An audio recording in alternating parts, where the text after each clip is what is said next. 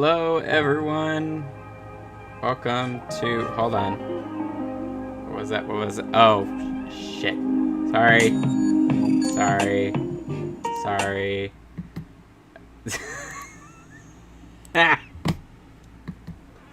I forgot to switch my audio output to my headphones. Whoops. That's embarrassing. There we go. How does that sound? There we go. Can hear that in my headphones now.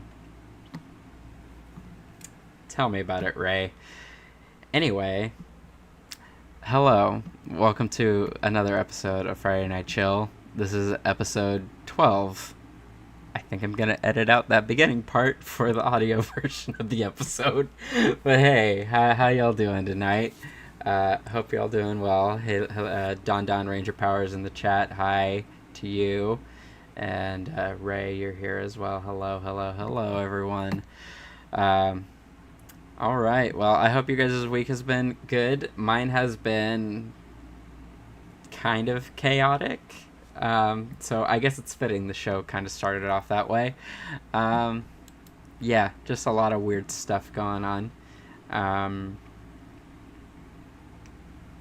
What has happened? I guess we'll do like a quick little story time before we dive into tonight's topic. And then we also have the giveaway thing, which I will probably do towards the beginning of the episode because I kind of just want to get it over with. But yeah, what has happened since last week? Japan World Heroes happened in Burbank, and that was cool. Hung out with Hakiles and Thomas Jujubee and Ballin from Twitter. Hung out with those guys all day pretty much. I got very sick. If you guys recall, last Friday I was barely functional. Harleen does stuff in the chat. What's up? How you doing? It's probably like mad early in the UK right now, isn't it? And a bit early right now. And this, what the fuck am I doing? Stop that. That was stupid. Thanks for tuning in. I know Adam always tries to get in on these things, and it's just like impossible because the time difference is ridiculous. Anyway, back to my story before I started being an idiot. So yeah, I hung out with Hakiles, Thomas Jujubee, and Ballin last Saturday. I only went. A miracle happened, and I was well enough to drive to Burbank and go to the con, which I'm very, very, very excited about. Because I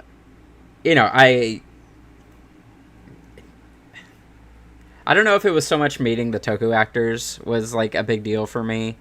It was cool. I'm glad I got to do it. I ended up being able to take a picture with both Gohan Red's actor and Kamen Rider Gaim's actor. I thought I was only going to be able to take a picture with one of them. But ended up being able to take a picture with both. So it was cool. But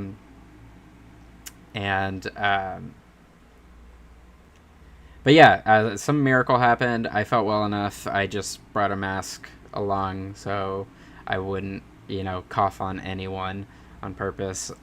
Luckily, I don't think I was that bad at that point. It's funny because, like, I was the one who was sick, and then Hawk is the one who ended up catching COVID from the con. I'm guessing from the con.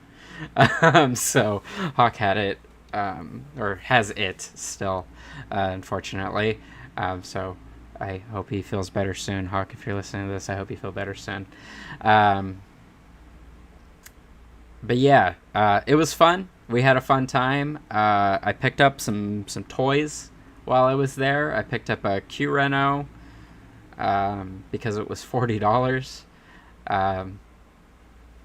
Yeah, so that's a thing I own now. And I got a Size Blaster for $25 as well. So I figured with them being, sometimes I just buy Ranger stuff because it's so cheap, and this is one of those moments. So I'm probably still going to pick up the Cosmic Fury Zords, if I'm honest, just because I'm curious. But, yeah. But yeah, that was fun. We hung out at the con pretty much all day. There were a couple panels. We went to the Kamen Rider Gaim panel. Of course, they had one for Gohan Red's actor. But I think we were doing something else at the time. I cannot remember what was going on. We might have been, because I know we went to the cosplay meetup, which was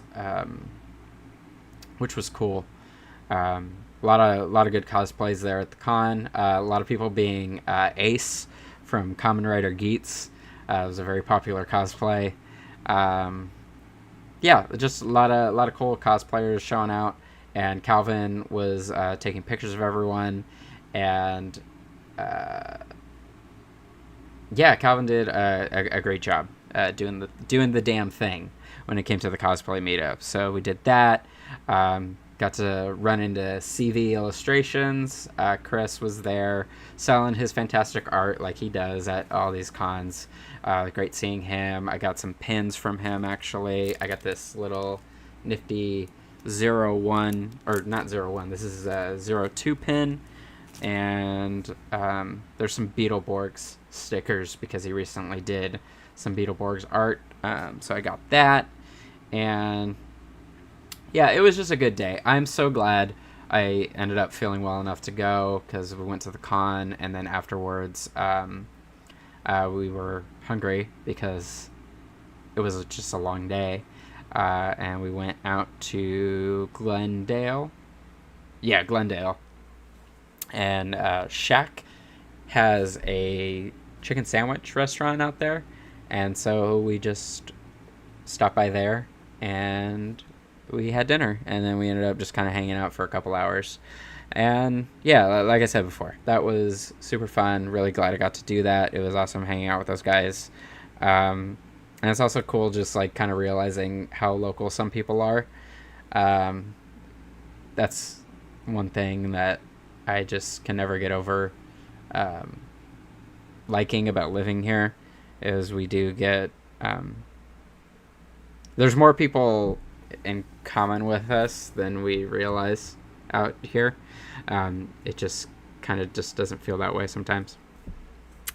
But any hoozles, that was my weekend. I spent Sunday pretty much just recovering because I wanted to make sure I was well enough to go to work on Monday, and that ended up just kind of being a whole other thing. So, but yeah, man, we're here now. And now I think we're going to go ahead and go into the announcement for the winners of the giveaway for the Blue Centurion and Silver Space Ranger figures. I guess I should just say the Blue Centurion figure because no one entered it for Zane. So, yeah, I had a grand total of 3 entries for the whole thing. And please hold while I make sure everything looks good. Yeah, that looks good enough. Cool. And let's transition to that. There we go. I got a magic wheel right here with our entrance for the contest. I still plan on giving away the Zane that I have, because now I have 2. I actually, fun fact, I still have not opened the one that was for me. Yeah, it just hasn't been on my urgent open this now list.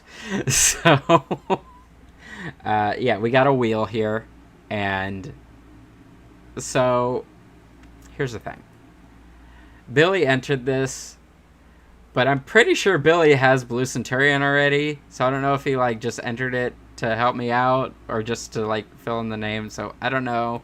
And then Orville, who is on this wheel, as far as I know, doesn't have a Twitter account that exists anymore. I was able to find a Spotify page that they linked on the Google form. So Orville, if you're listening to this episode and you happen to win, please find a way to get in contact with me, because I have no idea how to get in contact with you. Yeah, so hello, Toto. Toto's here in the chat. Fantastic. We're getting ready to announce the winner. So let's just do this, man. Let's get into this so that way we can get into the topic for tonight. Yeah? All right, ready? 3, 2, 1, spin that wheel. Is Billy going to win this?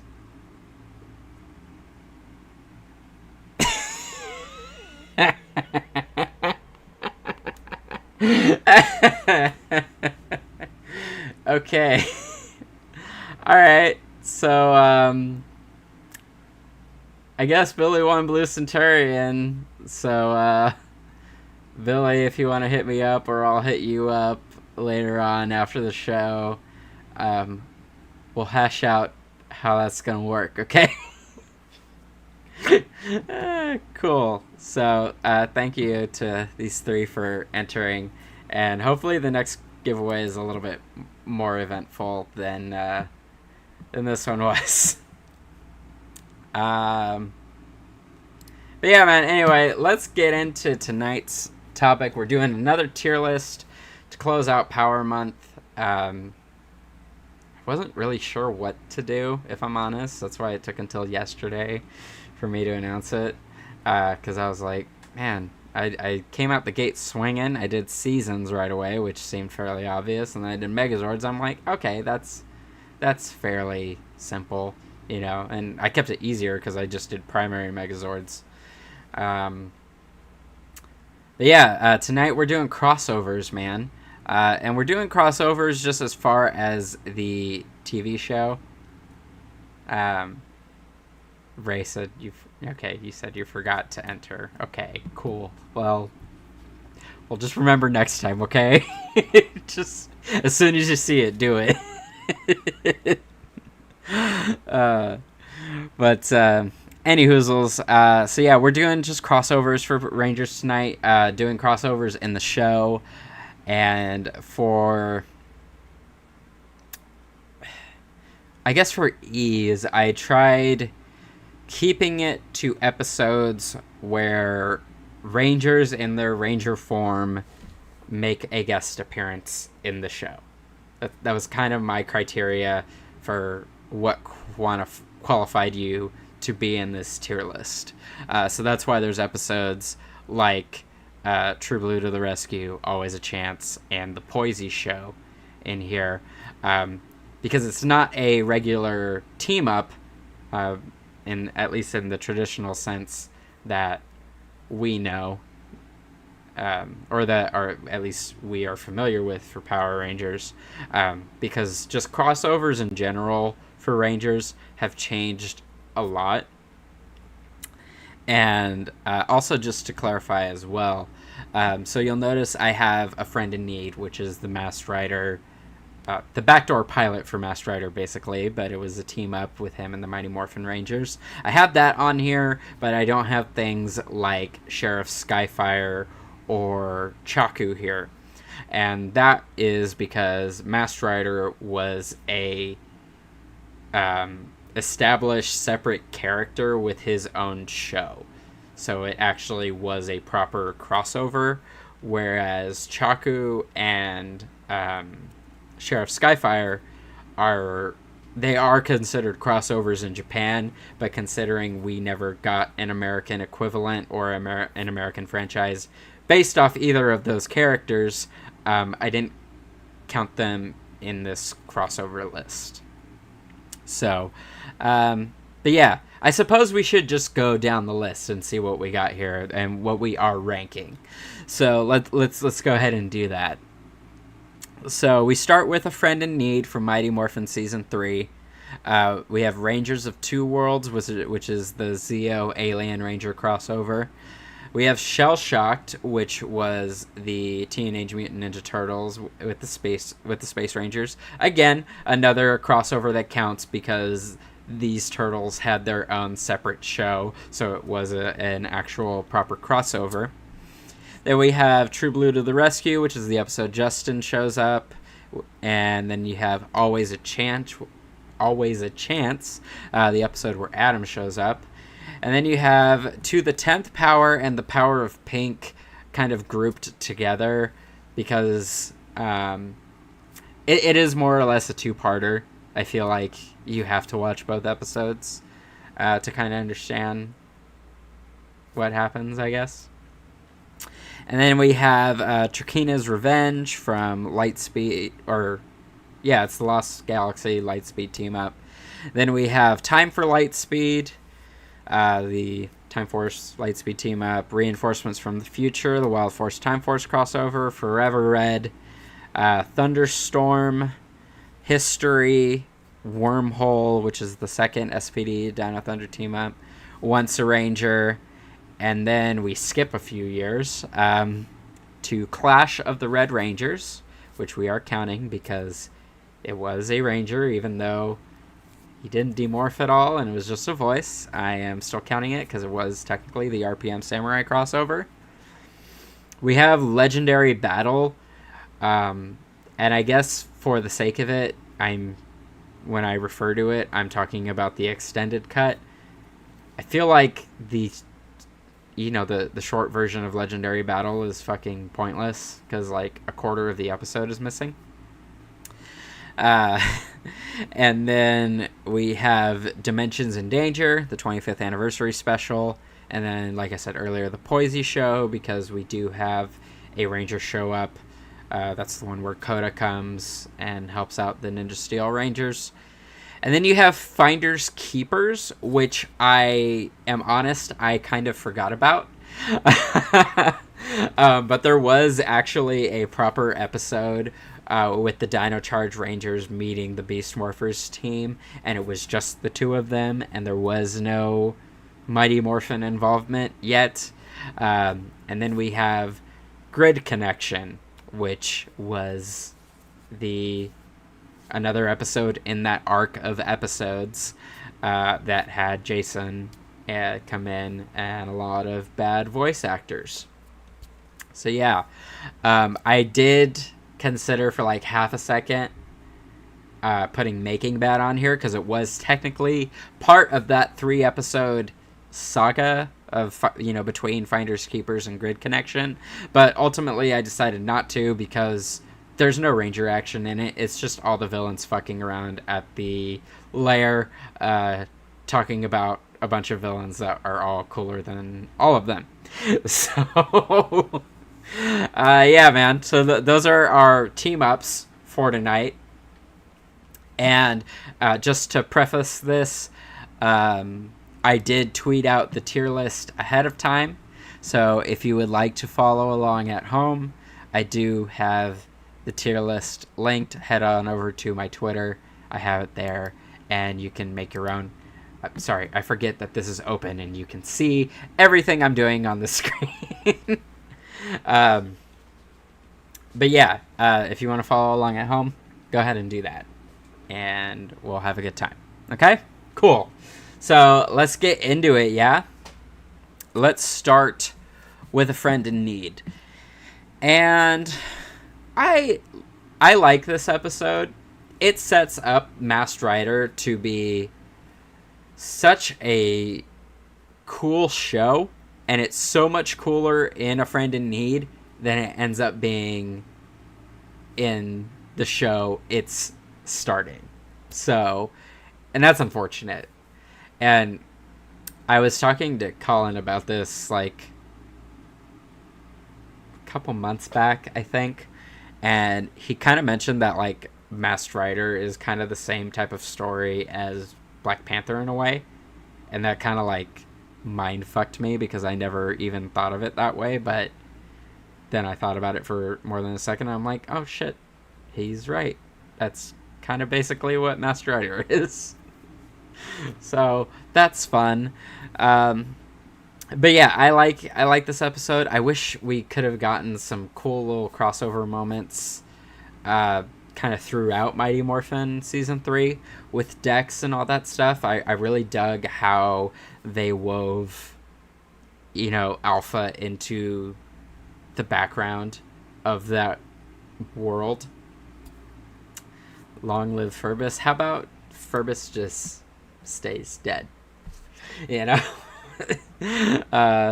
That's why I liked this premise so much. It was just, it did not have Ferbus. Standards and practices just did not get to Masked Rider yet, and it was just such a better show. Oh my god. All that being said, in this like bubble, right, of it just like by itself, I do really enjoy A Friend in Need, because it is probably the best version of Masked Rider meeting the Mighty Morphin characters, and that's fun. It was also A Friend in Need is also the pilot for season 3, not the pilot, but like the premiere of season 3. And so it was a cool way to start off that season, because it sets it up right away where that's just kind of the thing for season 3, is they're expanding on the universe that they have accidentally created in the 2 years since the show has started. So that's cool. So I think we're going to put A Friend in Need. I think we're going to put it in A. It's not S by any means. It's not like perfect, but I think it is really fun and sets up a lot of cool stuff for the universe, and I think stuff that even the comics have expanded on a little bit. I know we've mentioned Edenoi, I believe, once or twice in the comics, which is cool. I'm totally down for that. Totally down for more Masked Rider lore expansion in the Mighty Morphin comics. That sounds stellar to me. So yeah, we're putting A Friend in Need in A tier. Now next we have Rangers of Two Worlds, which was the Zeo Rangers teaming up with the Alien Rangers. And this one's okay. It was kind of just like... It's weird because it's like not an intentional team up, really. It just kind of feels like a thing they did because they had enough footage to do something with it. And so they just did it. And overall, it's fine. They weren't able to get all of the Alien Rangers back for this this episode. I think it's just Delphine and Sestra's actors who did voices the whole time, and then Oriko and the others are all just random people doing kias and stuff, because, you know, in the episode, Delphine just dispatches Oriko, Corcus, and Tidius straight from Aquitar into the battle, which, you know, at the time, that works. You know, that totally works. It's fine. But they are like technically soulless suits, the three of them. Yeah, it was just a weird one because it seemed like just an unintentional crossover, and it just kind of worked. But all that being said, I don't think it's one of the great ones. So we'll put it in C. It's perfectly average. It's not the best. It's not the worst by any means. Crossovers have gotten way worse. But yeah, perfectly average. So now we have Shell Shocked, which is the Ninja Turtle Space Ranger team up.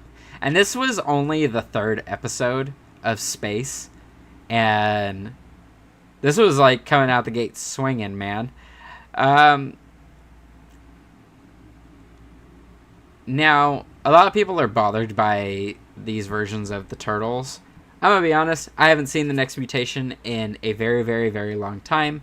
So I cannot for the life of me remember the characterization of any of these turtles, but from my understanding, the voices used in this special didn't even match up to the Next Mutation, because I think the way this aired with production, the pilot wasn't even finished yet or something like that. This was just like another backdoor pilot kind of thing that Saban was trying to do for another one of his fucking shows. And yeah, man, Venus is there, which is cool. Ray is correct. It said that Venus hasn't had any love at all. I don't get why with all of these iterations of the Turtles, like, no one has thought to do Venus again. I think I've seen a couple things here and there. My Ninja Turtles knowledge is very minimal, practically non-existent, okay? So maybe they've done stuff and I'm just not aware of it. I feel like they had to have, because there's just been so much Turtle content since this show happened. But, all that being said, it's probably not great because the characterizations of the Turtles are very not good. The Turtles are all just kind of like generic, surfer. They're all kind of the same person, except for Donnie. He's like slightly smarter. You know what I mean? But yeah, I mean, it's just fun seeing the Rangers interact with different properties. And that was kind of the cool thing for me. Like, just seeing the Rangers interact with the Teenage Mutant Ninja Turtles. That's just still fucking cool, man. Obviously, we've had a better one happen with the MMPR TMNT comic. Those are great. It's so good they did it twice. So, I mean, I'm sure that speaks for itself right there. And so, by comparison, this one probably is not very good at all. But I still just have a soft spot for it just because of, like, that time. So I think for that, we're going to put it in C, at the bottom of C, below Rangers of Two Worlds. Okay, it's perfectly average. It's fine. Next we have True Blue to the Rescue, which was Justin's guest star episode for for Space. And it was cool to see Justin back for an episode. I really wish they would have gotten Justin back one more time for Countdown to Destruction, because I feel like that just would have expanded the threat and made it more meaningful, if that makes any sense. But it is just kind of random, it's not very good. It's also just kind of weird because it's just like, so Storm Blaster and Lightning Cruiser get kidnapped. I guess kidnapped because they're sentient. Carnapped. They get hijacked at the end of Turbo by Divatox. And Divatox is just lugging around two sentient cars, I guess, with her after she goes to the Sumerian planet. And so, Storm Blaster escapes, and the first thing it can think to do is go all the way back to Earth and find Justin, where it has a brand new Turbomorpher and Key just kind of in the comic, or in the glove compartment, which I need, and this is more comic stuff that I just want. I need a one-off comic about the adventures of Lightning Cruiser and Storm Blaster after Turbo. What happened in the months after, and how in the hell did Storm Blaster get a Turbomorpher re-energized in its glove compartment again? I just need to know how that happened. Yeah, all that being said, it is just kind of random. Justin's role is kind of inconsequential outside of just saving the Rangers for the day. He gets his powers back and just doesn't think to help the Rangers more. I don't know. It is just kind of weird. It's not very good. Ray says F, and honestly, that might just be kind of fair. Yeah. So I think True Blue to the Rescue is going to go in F tier. It's not very good just because it just ends up leaving you with more questions than providing answers. Like, yeah, it's cool that Justin's powers are back, but it's just like, how are they back? How are they back? That doesn't really make a whole lot of sense. So, okay, so moving on, we have Always a Chance, which is the episode where Adam guest stars. And this one is a little bit better than True Blue to the Rescue because Adam is using a power source that just is not restored at all. He's using the Mastodon coin, which is like totally fucked. And I think a lot of people get confused when they watch this episode, and they're just like, well, why does he even have that power coin? Like, didn't Zed and Rita, like, totally, disintegrate those? Those were the ninja coins that they did that to. And so you have to think of when the Thunder Zords exploded and the Rangers lost their powers that time, that is the Morpher that he still had after all that time. Because you just have to... Because I think a lot of people's assumption, like when Ninja Quest happens and like everyone meets Ninjor, is that he just kind of repaired their morphers and transformed their coins into the ninja coins, which is fair. But I think you can also just fanon that Ninjor just made whole ass new morphers and coins, even though he didn't bother making new suits.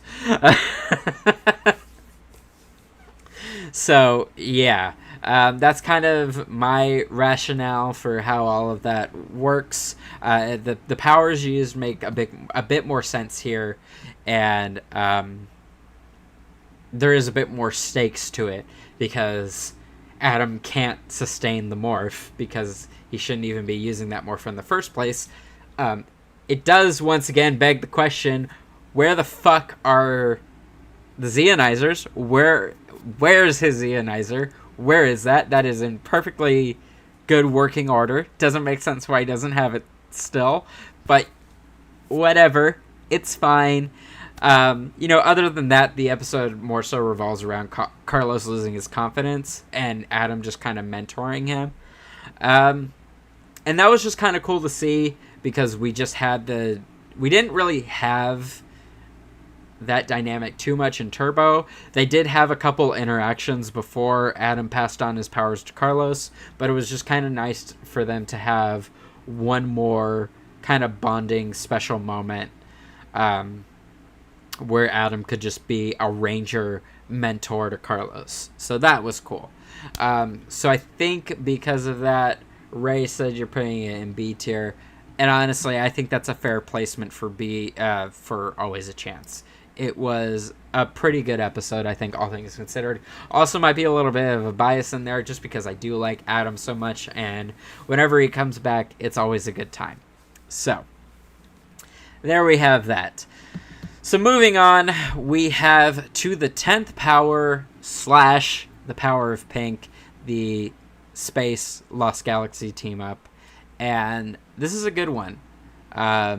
It served as Kendrick's exit, or at least Valerie Vernon's exit for the show, and I think it was really well done. Using the Psycho Rangers again made sense because they were on the data cards. So and then finding them, I think they found them on Onyx or something, or they bought them off someone off Onyx. It worked out great. I did have a little bit of a nitpick with that episode because whoever did the sound design did not get all the notes from whoever was doing it last season, because the effect that they use on Deviot's voice is the same as they used for the Psycho Rangers, and they did not use that effect this time. So the Psycho Rangers did sound kind of off. They did get everyone back, which I think is fucking amazing, first of all, that they got the entire 5-person team of Psycho Rangers back for one episode, basically, because Psycho Pink was in 2.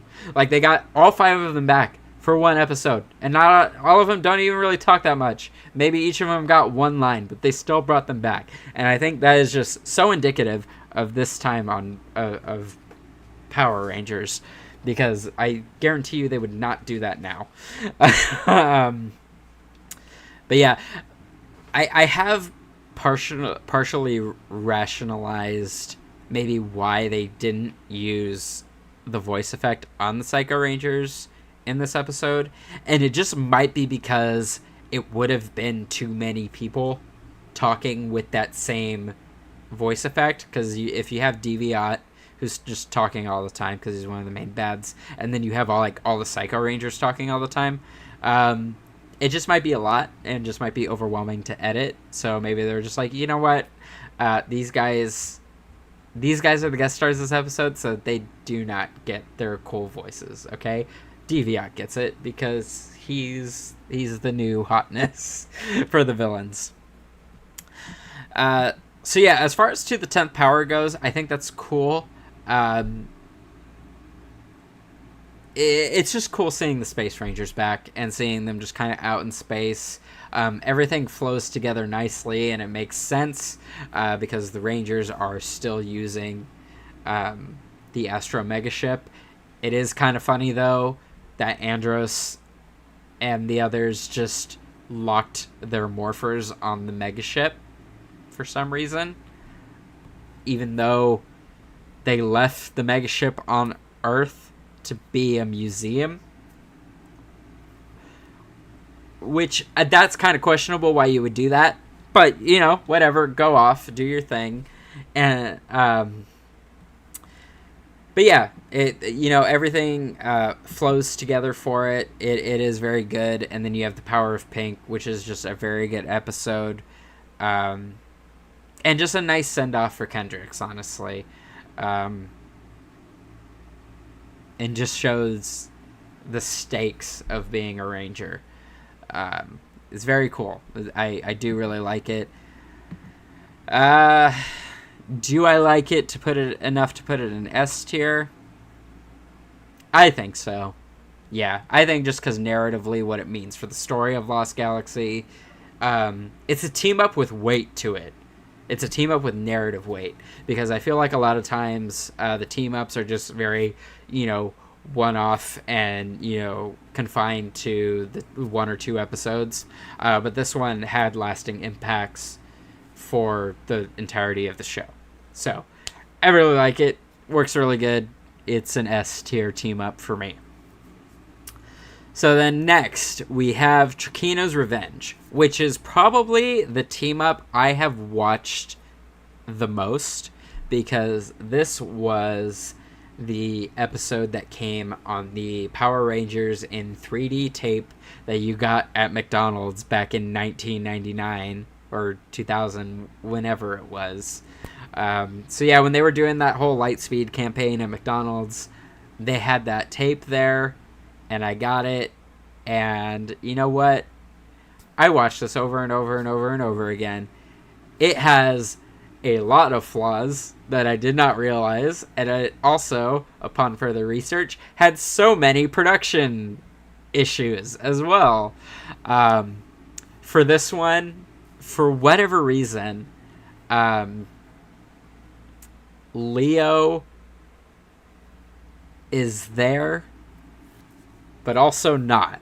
So they got Danny Slavin back to act everything out, but when it came to ADR, it wasn't him. It was someone else dubbing over his voice. I did not realize it for years, if I'm honest. I just thought that's how Leo sounded, and I just did not remember what Leo sounded like, if I'm honest. So, yeah, that was interesting to find out. I guess, from my understanding, and my information could be wrong, it could be wrong. This is just like bits of information I've pieced together from pretty reliable sources. So, from my understanding, he did not want his likeness being used, or he wanted to be compensated more for his likeness being used, which, would probably came up because he was going to school to be a lawyer, and so he probably realized, oh shit, these people just made like a fuck ton of money off of my likeness in just the last calendar year. I should probably try and ask for some more money this time since they want to try and do that again. And so I guess that put a limitation on production where they couldn't use his likeness. And so that's why they use that edited Gingaman morph, because the actors are not shown in it if they use that. Which, that was certainly a choice, and it didn't at all look fucking weird how they were not using their own morphing sequence. But whatever. And then also, from my understanding, this was filmed like really early on in the show. Like really early on in production.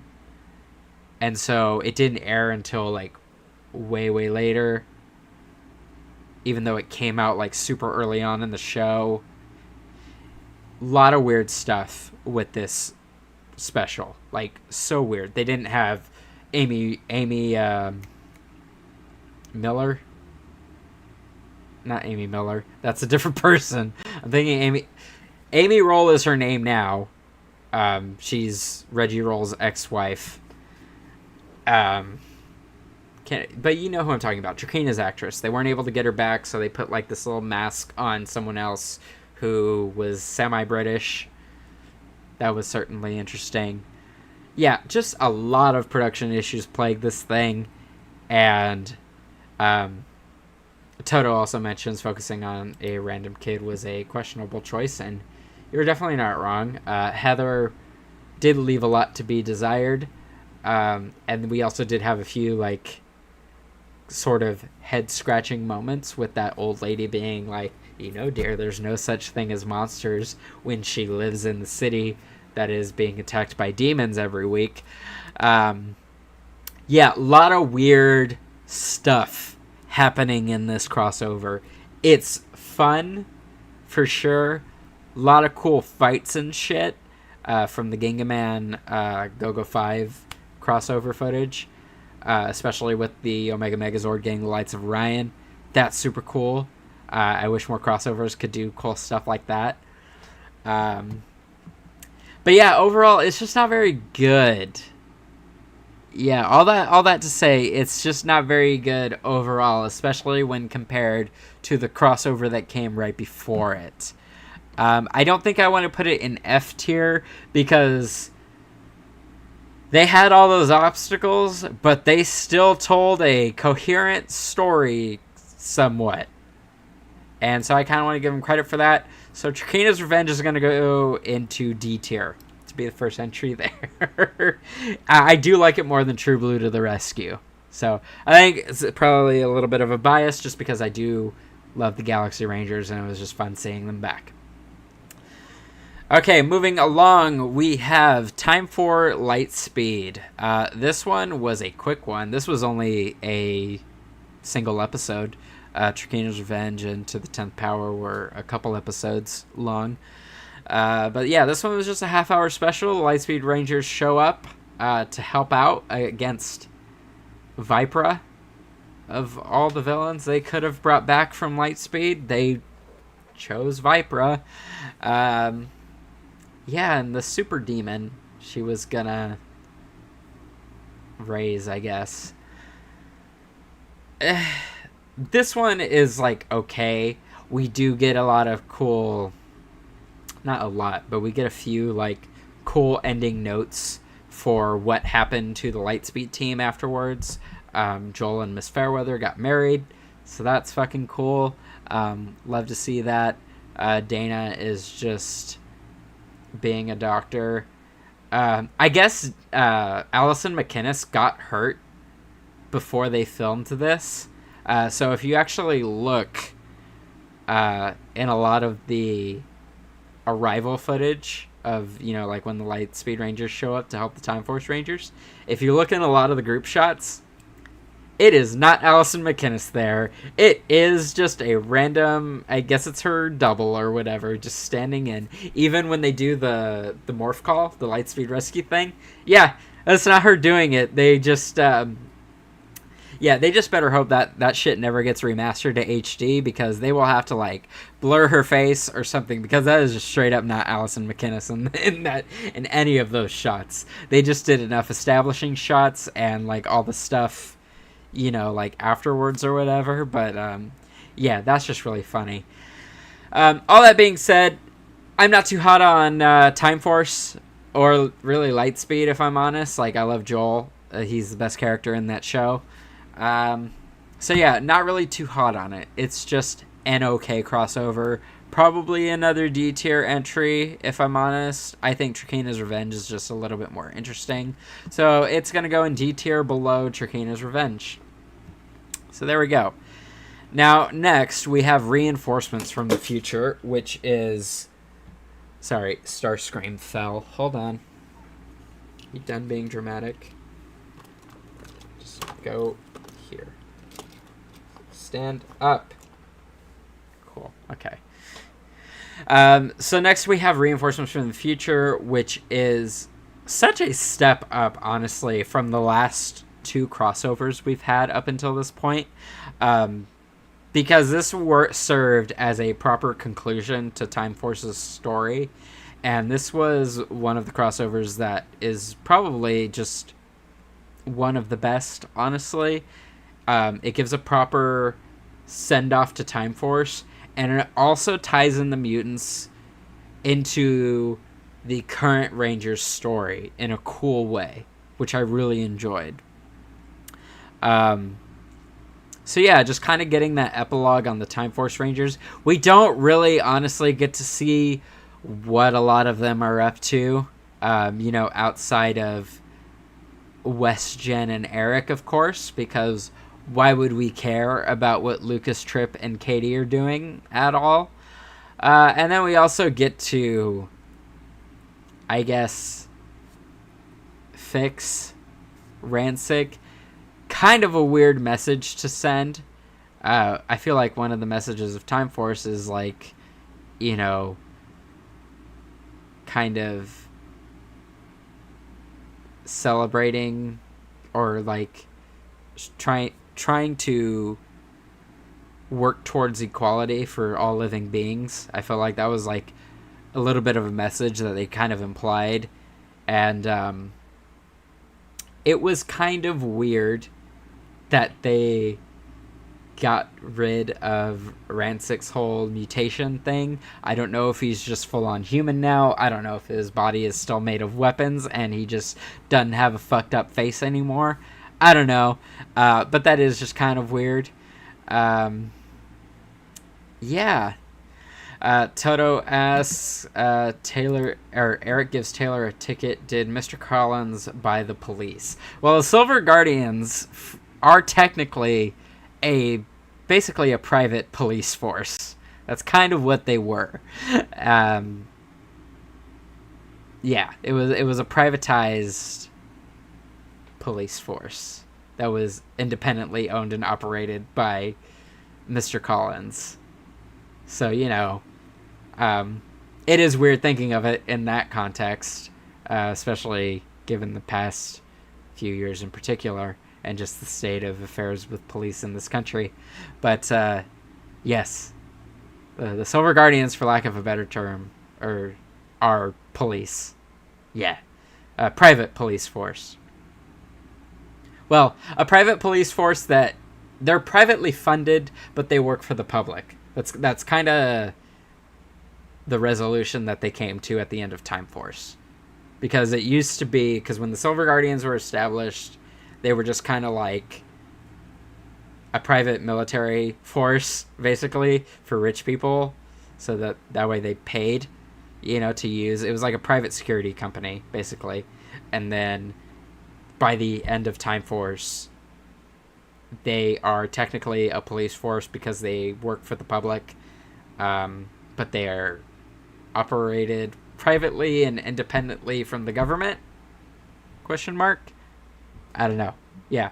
The Silver Guardians are weird. But anyway, I guess they can give people tickets. That was just kind of a cool way to kick off that dynamic. I just love the thought that secret identities didn't mean fuck all to either of these teams, where Taylor just saw this dude who gave her a ticket, and she was just like, "Hey, motherfucker, you're the one who gave me a ticket this morning," and she just powers down out of her suit. And that is honestly, like, so fucking funny.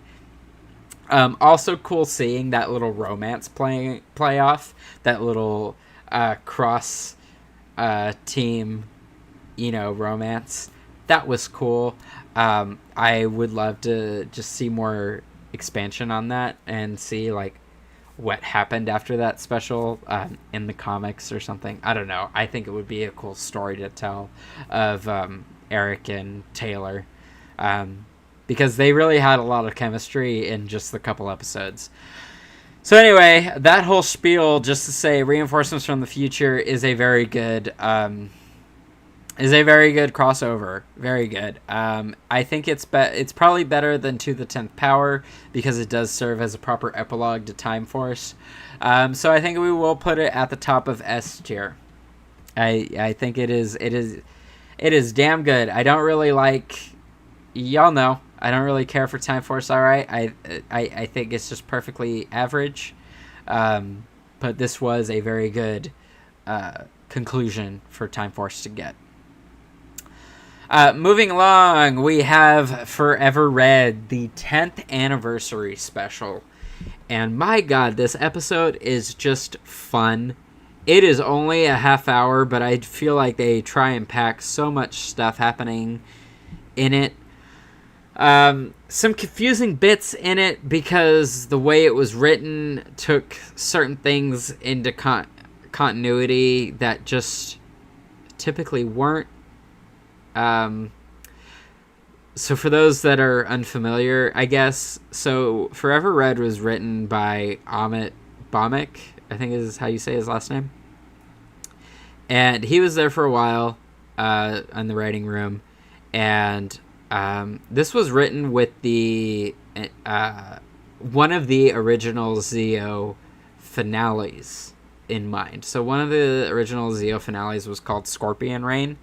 And so when Tommy is talking about, the machine empire coming down from Earth and, invading, and him and the Zeo Rangers defeating them, even though TJ's standing there going like, I thought you and the other Zeo Rangers defeated them years ago. It's like, first of all, no, TJ. That was you and Andros. That was you guys, okay? Because the Space Rangers did that. But yeah, that was one of the original finales for Zeo, before they ended up doing the bad one, where it just kind of ended so they could do the Turbo movie. So it was written with that in mind. So there are just kind of a few weird continuity bits in the episode that don't really make a whole lot of sense. But goddamn, this episode is just pure fun. We get a fantastic fight sequence. Danny Slavin was there, but not in the way we thought he was. Once again, he was just quickly green screened in a couple segments at the end, which I did not realize until way later on in life, and that's why he just kind of like shows up, powers down, and then morphs with everyone again. Obviously, they didn't get David Bacon back for Oriko. They just kind of got some guy. But they did put the voice effect on him. It wasn't the same one. It sounded a little bit different, but it sounded cool. It sounded close enough to me. So just there was attention to detail put into it, even though it was a half-hour special. And goddamn, man, it was just really fun. It would have been cool if this was a two-parter, but Bandai was kind of writing the check for this episode, so they kind of just had to do what they could in a half hour. And I think they did a lot of really cool stuff. I think we'll put it in A tier. It's not S tier. It's not like the perfect team up by any means, but goddamn is it fun. We'll put it in A tier, above A Friend in Need. Next up, we have Thunderstorm, which is the Ninja Storm Dino Thunder team up. Peak Disney era energy right here, man. Ninja Storm and Dino Thunder meeting each other. You have the Evil Ranger trope happening with the Wind Rangers. This served as another proper epilogue to Ninja Storm, the team that came before the current team for this special, in the same way that Reinforcements for the Future did for Time Force. Gave a really satisfying conclusion to Ninja Storm. I really like it. I like both of these seasons more than Time Force, so it is going to rank a little bit higher, if I'm honest. I'm going to probably put this, honestly, at the top of S tier. This was so fun, seeing the dynamic of the three Wind Rangers and Connor, Kira, and Ethan, go head-to-head. A lot of cool civilian fights happening in this episode. So great. This was just such a great team-up special. So fun. Top of S tier for me. Best of the best. I love it. Next up, we have History. Now, for SPD and Dino Thunder, they did two separate team-ups. One of them, obviously they are aware of both events happening, at least for the most part. But History is the first one that happens, and History is the better of the team-ups. And this one's really good. They were kind of limited to just a half hour, so they couldn't really do too much, really, and they couldn't even really get the whole cast back, I guess. So they just got Connor, Kira, and Ethan, which I think worked out fine. I love those three, and just seeing their little banter with the SPD Rangers was fun. Yeah, this was a cool... It was quick. It was very quick. It was a very quick 30 minutes, but... and they were even, kind of moving SPD's plot along with this episode, because they kind of really didn't have time for a Dino Thunder team-up, but they just kind of worked it in anyway. And so, History, I think, is just really good. I think it's fun. Is it S tier? Probably not. But I think I would put it at the top of... Not... Hello? Where are you? Where'd it go? Oh, it's in B tier. Get out of there. Okay, sorry. I didn't know you could edit the tiers right away. We're going to put it at the top of A tier. I do like it a little bit more than Forever Red and A Friend in Need. Yeah, it was a fun time. Now, Wormhole. Okay, now this one. Now, there was a time, if you're younger than a millennial, you probably will not know this. Or probably will, because millennials like me love reminiscing about this. But there was a time where Wormhole was considered the worst team-up ever. And I guess that just kind of speaks to just how things have progressed, because by comparison to some of the team-ups that came after this, oh my god, is this special okay. Now with Wormhole, it is supposed to take place after History. But the way they use time travel is really screwy. Okay, so in History, they pull Connor, Kira, and Ethan from 2005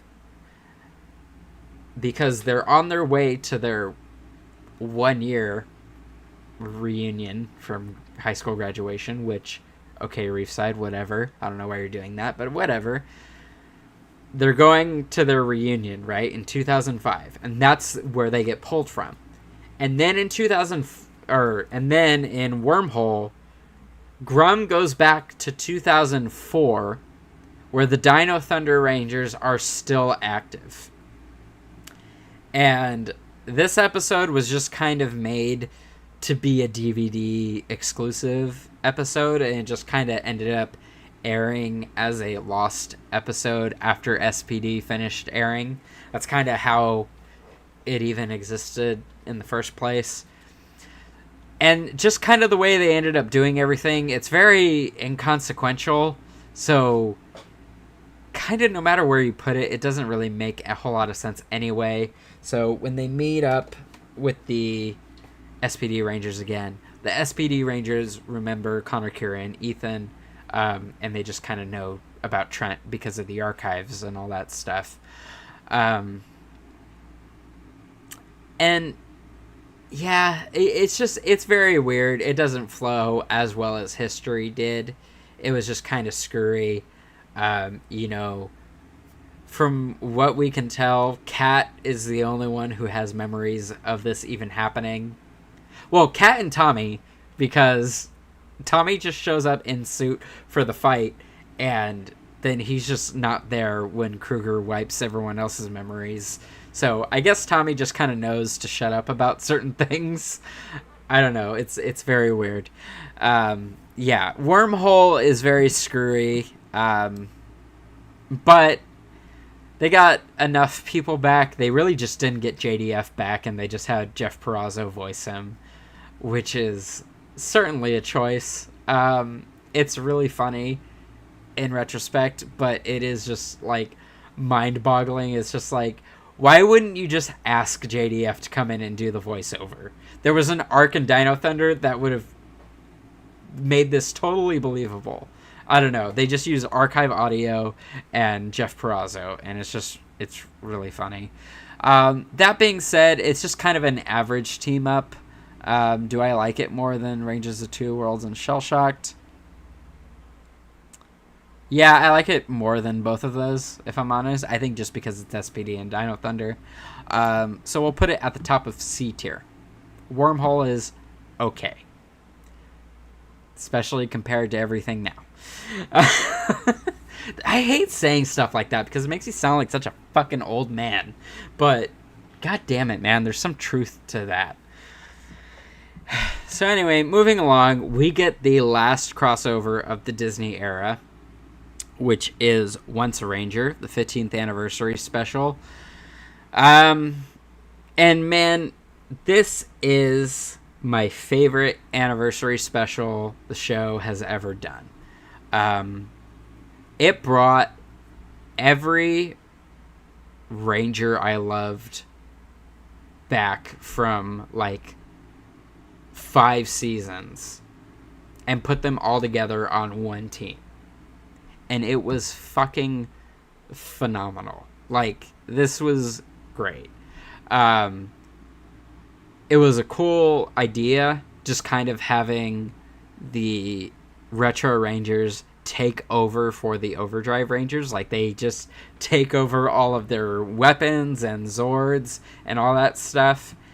And it was another episode that did kind of have to keep the show's plot moving because they just didn't have the episode count to take a break to do a completely dedicated anniversary special.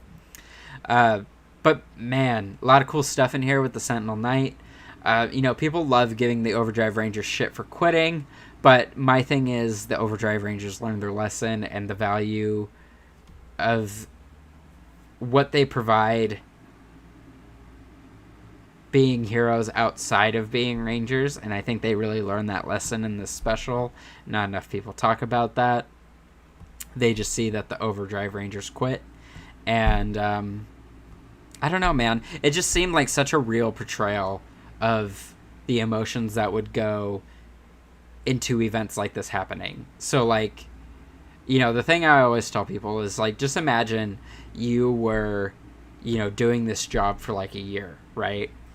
And then all of a sudden you can't do this job anymore because something happens outside of your control.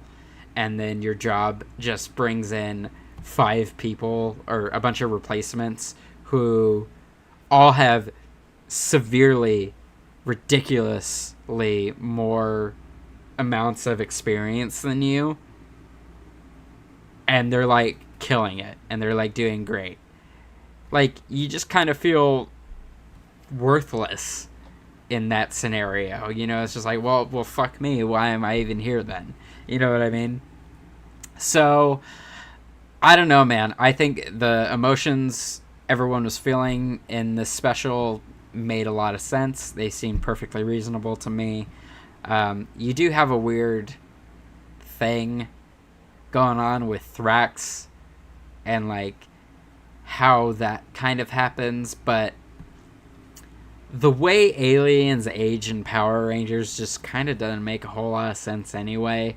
Um, and it's just kind of harmless enough where it was just fun for the special.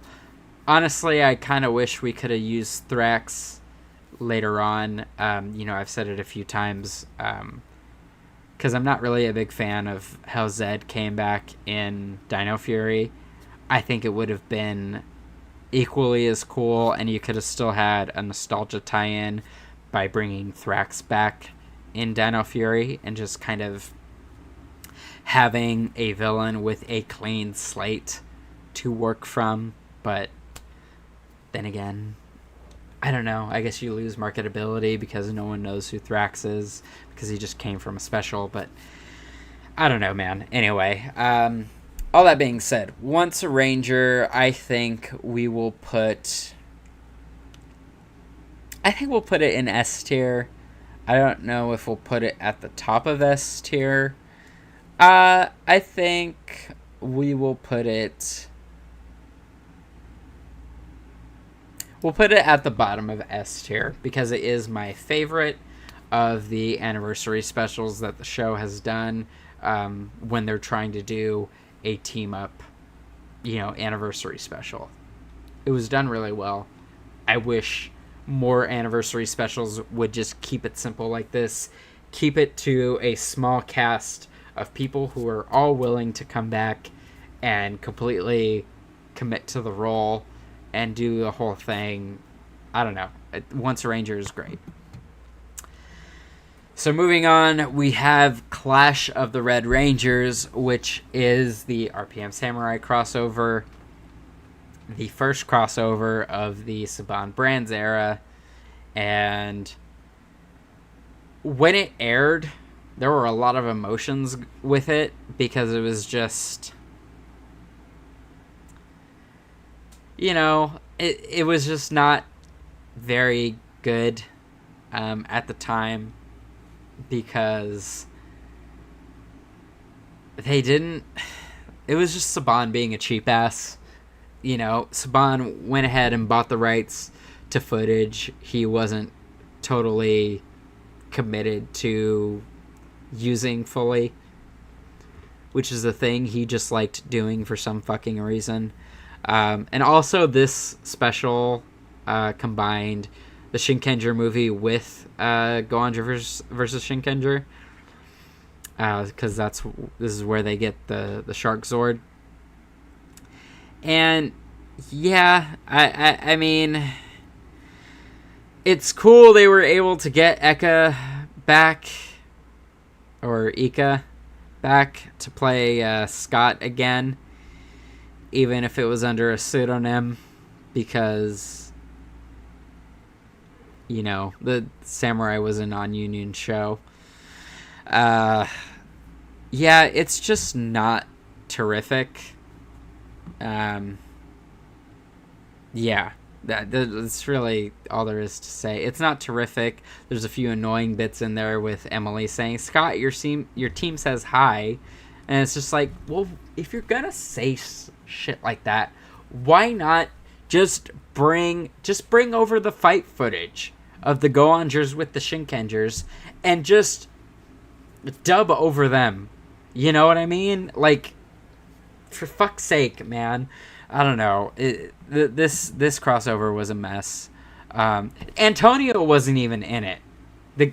Antonio is fully played by a body double and stock footage in this special. He's not even voiced by Steven Skyler in this special. So Samurai didn't even have their entire cast here for this.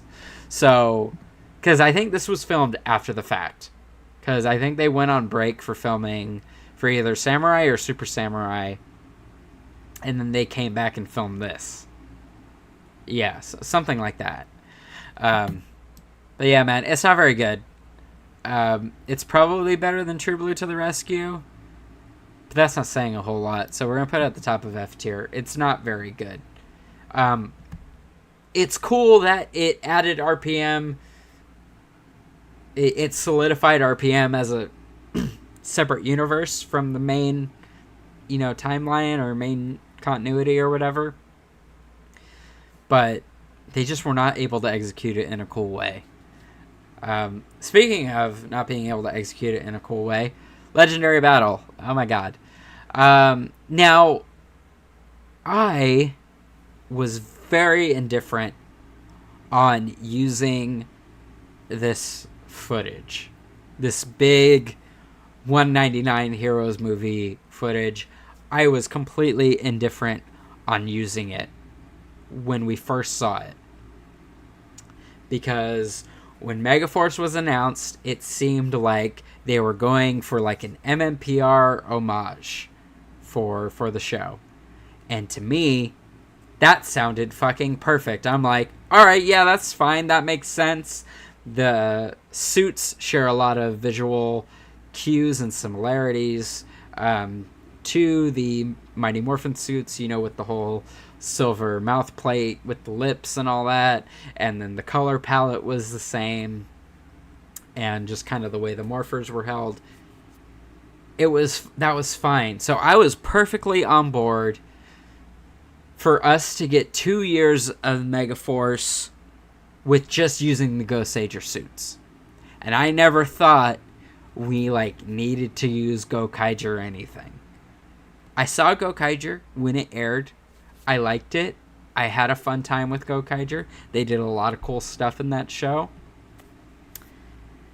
And I think Saban Brands just felt pressured to use this footage just because Sentai was celebrating an anniversary close to the time Rangers was getting ready to.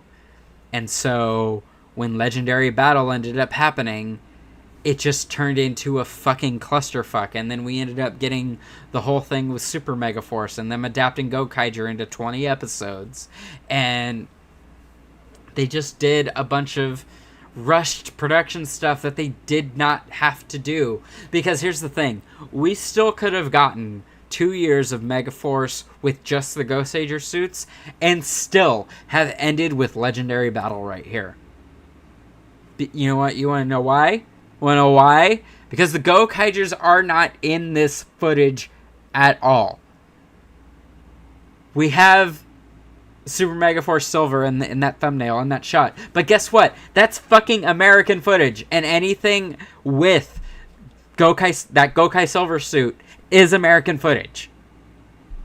Meaning they could have, just done 2 years of just the Megaforce suits with no Gokaiger thing and just have done Legendary Battle still. And it made no fucking sense why they went about it the way they did. They went about it in such a nonsensical way that just... I don't know, man. Even the cast recognizes how bad that is, And, the cast has been catching strays for that fucking special for years, and it's, so unfortunate, because it's, none of their fault. Absolutely. It's never the actor's fault. It's always the people in charge of creative decisions. And the reality was the EP we had at the time was just kind of a people pleaser when it came to, all the corporate stuff. And he kind of didn't really care how the show got there. Yeah, man. And so it was just kind of a disaster.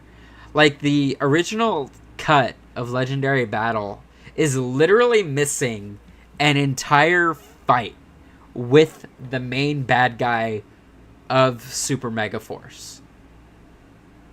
You have to watch the extended cut to see the complete fight. It's... because otherwise, the way the normal episode plays out, Emperor Mavro just dies on the ship when it explodes. Which, yeah, is fine. That's believable, I guess. But it just seems very anticlimactic. I don't know, man. It's just so weird. This fucking special was just a production nightmare. They sent people invites for the thing with that generic Dear Power Ranger letter because Saban just does not respect his fucking employees. And goddamn, man, it was just such a mess. They invited people and then retracted the invitation. Like, oh man, it was just such a mess. And then the people get to New Zealand, right? The people come back for these cameos or whatever. And then some of them don't even end up talking in the fucking special. Mike and Emily, the most recognizable Rangers probably to the targeted demographic at the time, are there in that special, and they don't say a fucking word other than just standing there with their helmets off, and they maybe get a shot of them putting their helmet up above their head, before they put it back on to go into the fight. Like, what? Like, this whole special was so fucking bad. It's not good.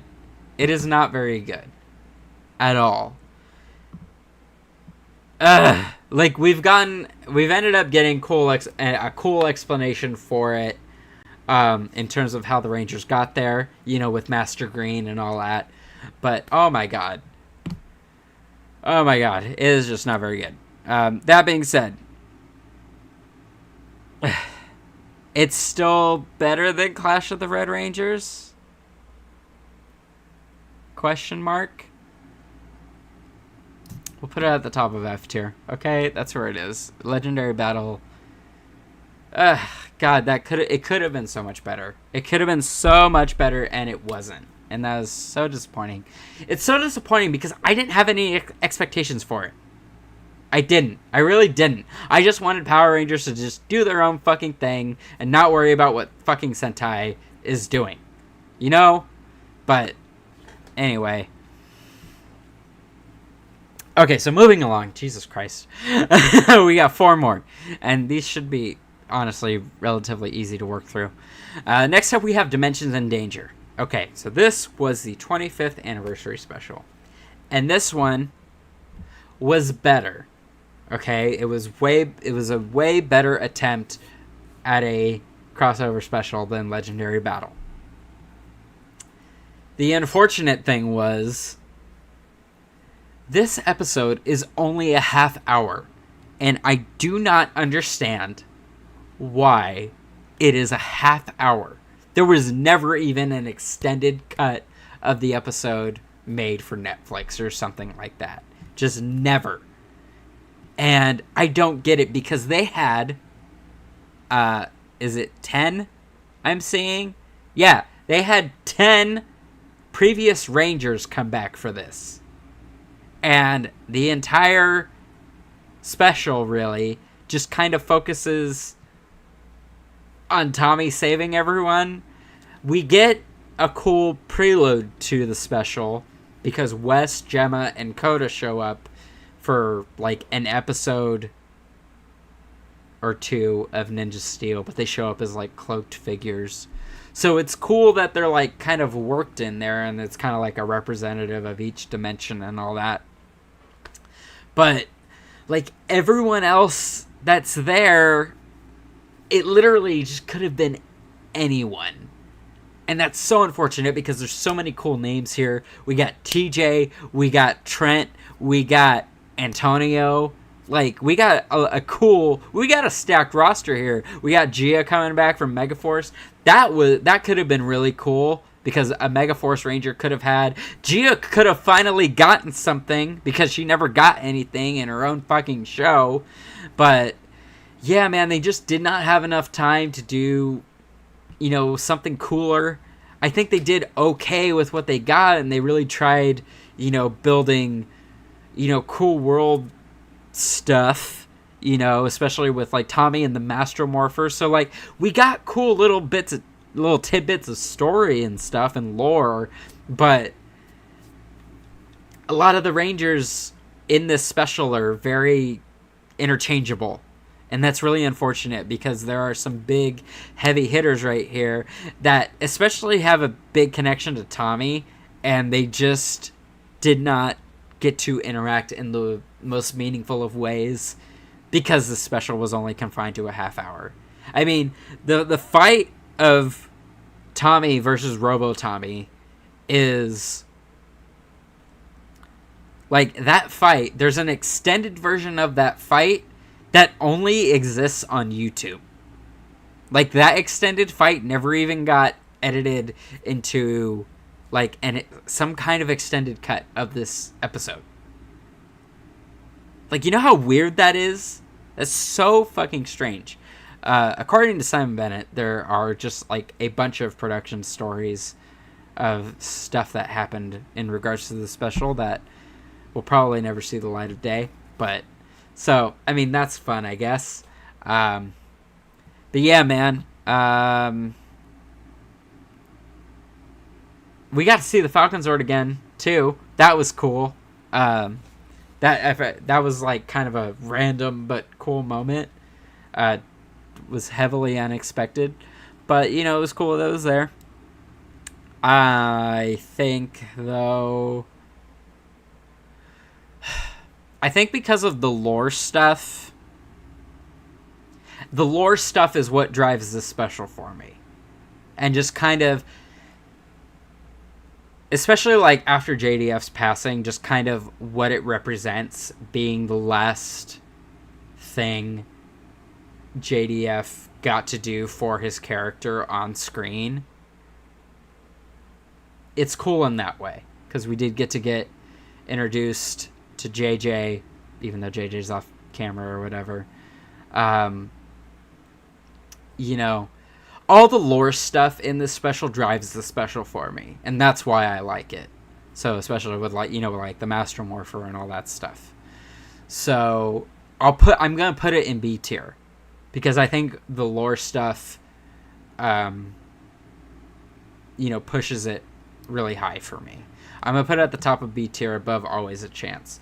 Hawk is here. Hi. I hope you're feeling better, or a little bit better at least. People talked about the end with the portals forever. Yes, they did, dude. Especially like the part at the end with like Tommy and Kat holding hands, and people were like, "Oh my god, are they together? Are Tommy and Kat confirmed together?" It's like, yeah, man, it's been confirmed that Tommy and Kat are gonna be together since Zeo. You know, like, there's just, I don't get people's obsession with needing that confirmed so badly. Like, yes, Tommy and Kat end up together, okay? They're married, they have JJ is their son, okay? And I need people in the writing room and the creative team for Power Rangers all across the board to just accept that's what it is. That's Tommy's endgame, okay? You know, like how Peter Parker always ends up with Mary Jane? Yeah, in the main, you know, timeline. Yeah, that's the case with Tommy. He ends up with Kat. Him and Kimberly, they have fun for a few years, but he ends up with Kat, okay? Because they just have more in common, okay? Accept that. It is what it is, okay?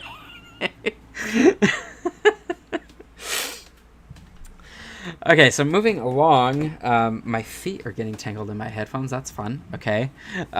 Moving along, we have the Poise show, which I was hesitant to even include this because I don't like it. Okay, and I honestly don't remember it that much. I remember it very briefly.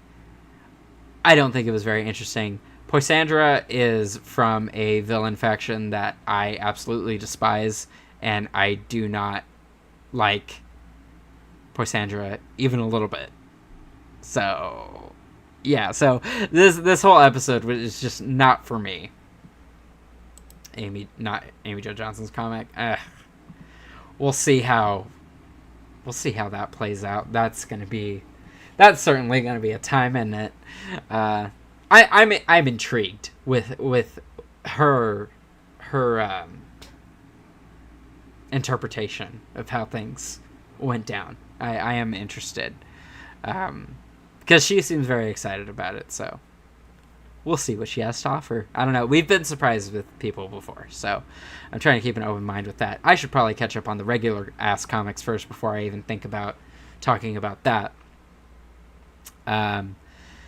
But yeah, anyway, the Poise show. I don't think it's very good. I'm not a big ride or die for Coda like a lot of people are. I love the Saraso brothers. Peter and Yoshi are fantastic. I love them. I love that they got to live their dream and be Blue Rangers. I just think the show didn't give either of them good stuff to work with. And I think that's a damn shame, because I love both of these actors so much, and what they do. But yeah, the Poise show just is not very good. Do I hate it more than Legendary Battle? No. Yes. I would probably watch Legendary Battle and Clash of the Red Rangers and True Blue to the Rescue. Yeah, I would put it at the bottom of F tier. I would watch all three of those before I would watch the Poise show again. I don't think I've watched it since it came out in 2018. I watched it once and I was done.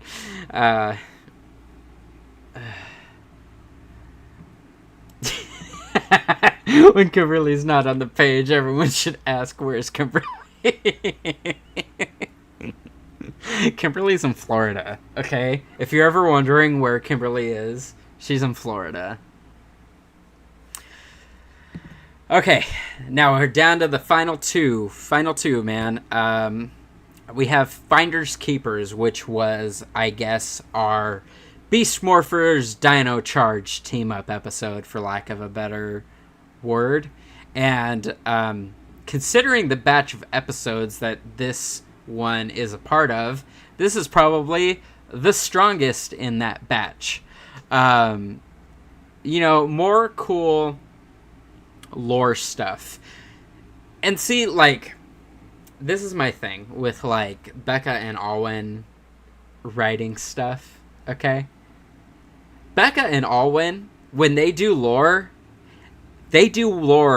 really well. They do their due diligence. They really try and research things as best as they possibly can. And I have always very much appreciated that about them and their writing style. When they do try to do lore, they do try not to half-ass it. But there's just some stuff, like, I just don't end up vibing with. That's just kind of how it ultimately plays out with, like, just about everything they've ever written for this show. But when it comes to lore stuff, they are able to do, like, such cool stuff. And so integrating the Dino Charge Rangers as more of, like, a multi-dimensional team type of thing, super cool. Love that. You know, especially the whole little dynamic with Grid Battle Force and all that. The episode revolved around Keeper being an idiot, so that was unsurprising. Keeper's just being annoying like he always is. Yeah, and it was a fun time. They weren't able to get all of the Dino Charge Rangers back, but for this episode, it didn't really matter. They just kind of filmed their own thing, did whatever the fuck they wanted, and that was cool. I love it when Power Rangers can do that, when they can just film their own shit and just be like, cool, we did that. That's a thing that we did that Sentai didn't do. Cool? Yeah, and then that's it. So we're going to put that... it probably tied in a little better than Rangers of Two Worlds did in Zeo. So we're going to put it in C tier between Wormhole and Rangers of Two Worlds. I like Wormhole more just because it's Dino Thunder and SPD. Sorry. It just sucks to suck. And lastly, we have Grid Connection, which, if you're new here, and if you've never met me before, hi, I'm Will. Nice to meet you, first of all. I do not like Grid Connection at all, in any capacity. I think this was the dumbest thing the show did. It made absolutely no sense. We took a bad movie from Sentai, because when I watched this original movie of the Dino team up special with Kyoryuger, Avaranger, and whoever the Jew Ranger. When I watched that, when Kyoryuger was airing and all that fun stuff, I didn't think that movie was good then. And so we were already taking a bad movie in Sentai and then trying to do a Power Rangers thing, where we couldn't even get back even half of the people in this picture. Like the group shot that I have here. Not even half of them are doing voice work. What was the point then? The episode has to make Devin look like a fucking idiot and be irresponsible and just kind of like act totally out of character in order to drive the plot of the episode forward and to make Keeper's premonition come true.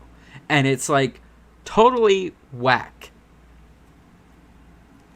Jason coming back makes absolutely no sense. He just comes through a fucking portal along with the other Mighty Morphin Rangers. And then my biggest thing is the Dino Thunder Rangers being here. Why? Why are the Dino Thunder Rangers here? They have not contributed at all to anything that's been going on in the previous episodes leading up to this episode. So why the fuck are they just popping out of a portal, and why are they just here? You know? Doesn't make any sense. Not to mention, their voices don't even sound good, because it's just a bunch of random fucking New Zealanders doing the voices. Yeah, man, this is just not very good. It's such a contrast to Finders Keepers, because Finders Keepers is them integrating movie footage and then doing whatever the fuck they want to do. And then this whole fucking episode is centered around 5 minutes of footage from a movie. Like, just 5 minutes. That's all it is. And it's just like, why did you do this? It doesn't make any fucking sense. It's so stupid. Toto says Jason's appearance through the portal is why I was confused where Coral Harbor is in the multi... Yes! Yes! That Jason appearing through a portal didn't make any sense. They could have just teleported him there. That would have made a little bit more sense. But, like, it didn't make any sense why Jason came through, like, one of those multi-dimensional portals. That didn't make any fucking sense.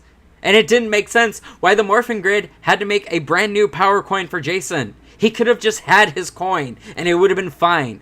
'Cause that's another kind of, like, nitpick I have with Becca and Alwyn. As much as I love that they do research on, you know, on lore bits and stuff like that, sometimes they, like, miss a detail, or they feel like they have to explain something when really they don't.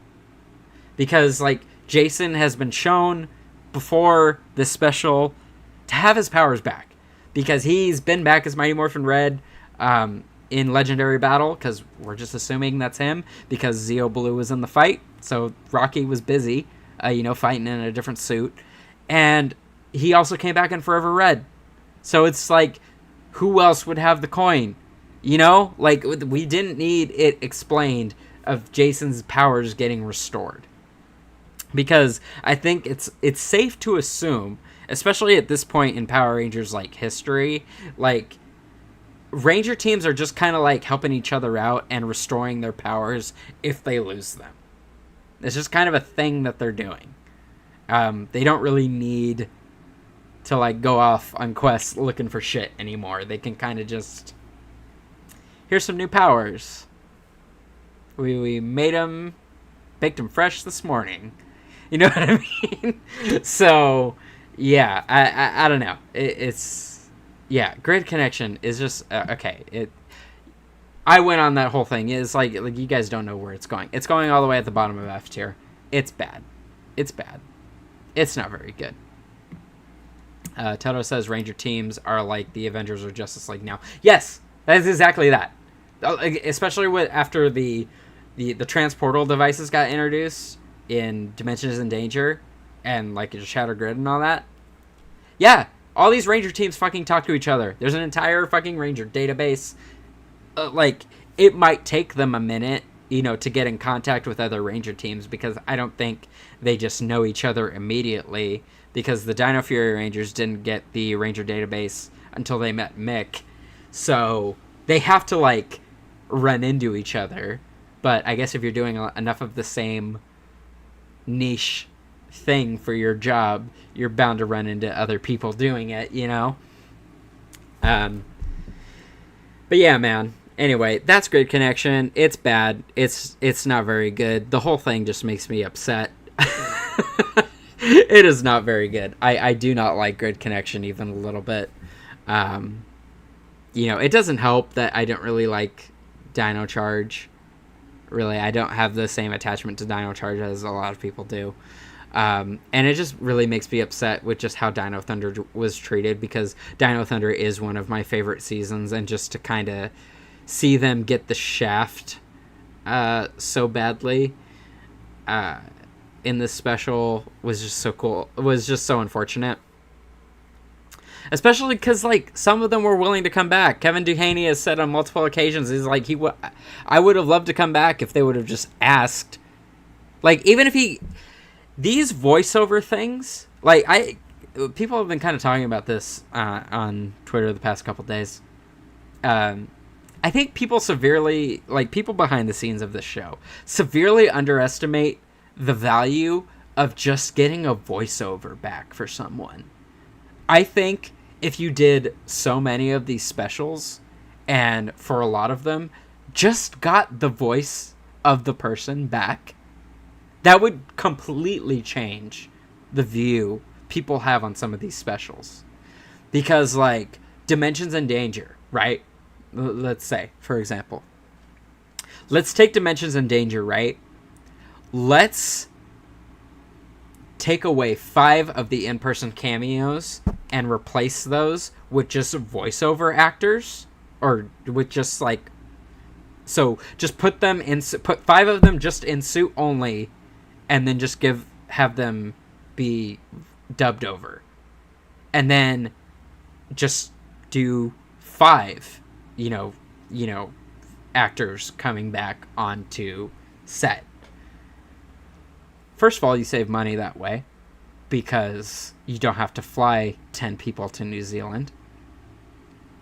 And it is unfortunate because, like, not everyone coming back gets the same opportunity, but it's still cool and meaningful, because that the person who wore that suit or who represents that character is there working on the thing.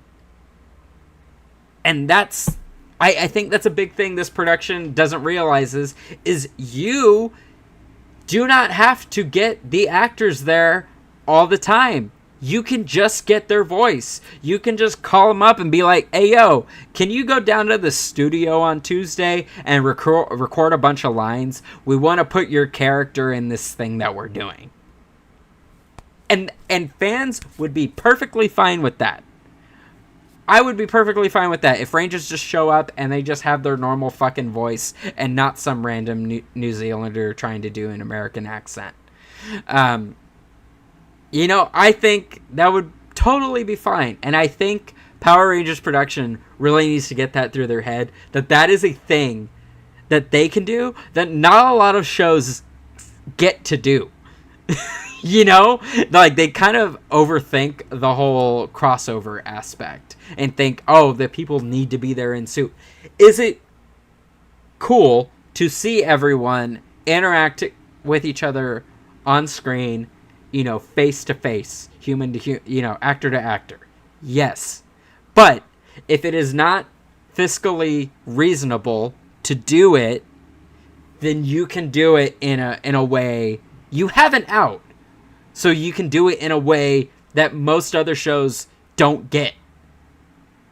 So anyway, that's my whole little tangent on that. Yeah, just a lot of these specials just kind of make stuff more complicated than they need to be. But I digress. Anyway, that's the ranking.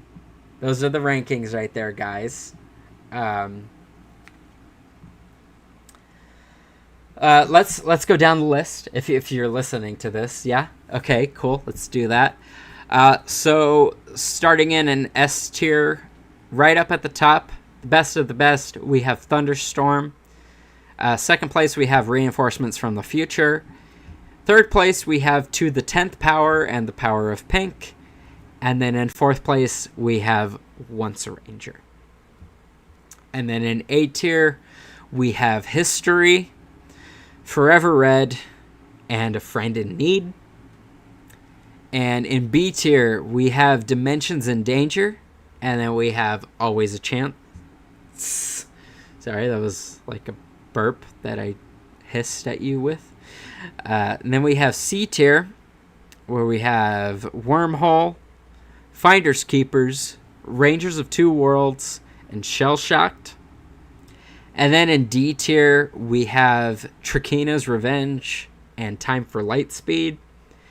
And then F tier, unfortunately, has the most entries. By one. And one of those is kind of questionable anyway. So you have Legendary Battle, Clash of the Red Rangers, True Blue to the Rescue, The Poisey Show, and then Grid Connection all the way at the bottom. Now, I am going to go on Twitter and see if anybody did homework. No one did. So, cool. So yeah, I mean, the tier maker thing is still out there, obviously. So if you want to tag me in your own after the show, or if you're catching the archive of this on YouTube or Spotify or any of those places, yeah, feel free to tag me in those. I wouldn't mind seeing your guys' rankings of where everything is.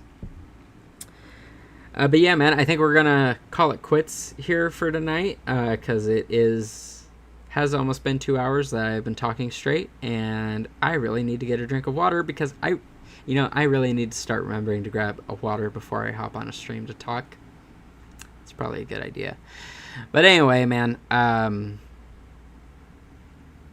thanks to everyone who for tuning in tonight, and thanks to everyone who entered the giveaway. Billy, I will be DMing you in a bit to let you know that you won. Yeah. Thanks to everyone for tuning in tonight. I do not know what we are talking about next week. I think we're kind of gonna step away from Ranger stuff for a bit.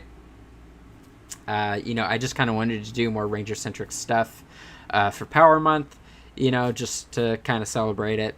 And tier list seemed like a great way to do that. So I hope you guys have enjoyed this sort of mini series for the podcast. Next week, we'll be back with a little bit more normal,